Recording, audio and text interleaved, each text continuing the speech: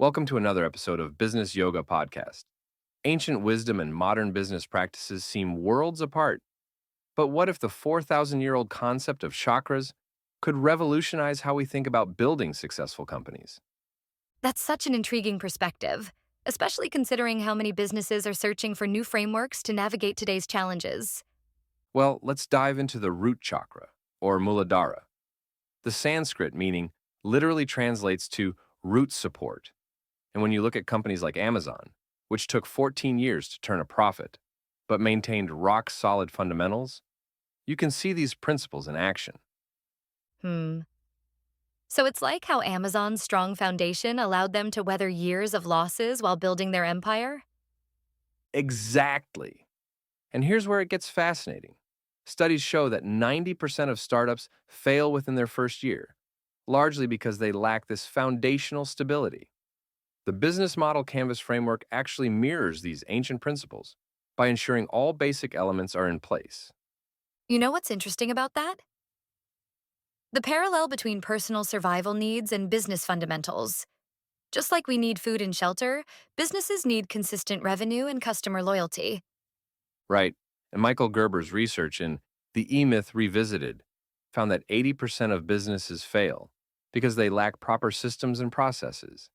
It's like trying to build a skyscraper without architectural plans. That reminds me of how tech companies that survived the dot-com bubble had strong operational foundations, while those focused just on growth crashed spectacularly. Speaking of survival, Nassim Taleb's concept of antifragility takes this even further.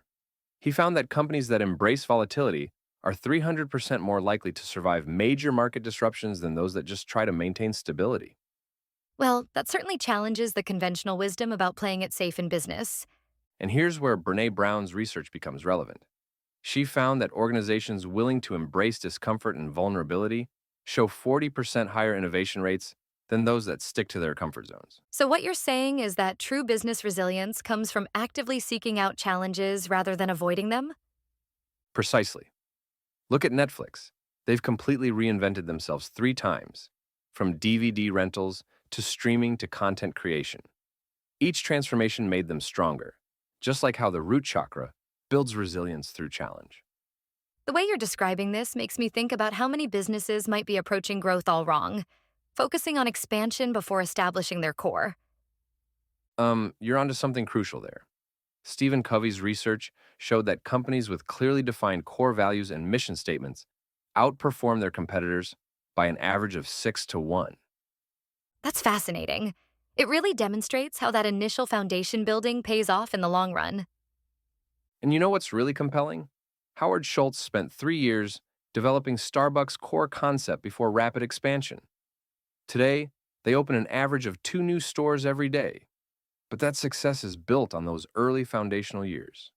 The way you're connecting these dots between ancient wisdom and modern business success is really eye-opening. Well, here's what ties it all together. Thomas Edison's famous quote about vision and action isn't just philosophy. Modern business research shows that companies with both strong vision and systematic execution are 2.4 times more likely to achieve high growth. That really brings us full circle, from ancient chakra teachings to contemporary business metrics. And perhaps that's the biggest lesson here.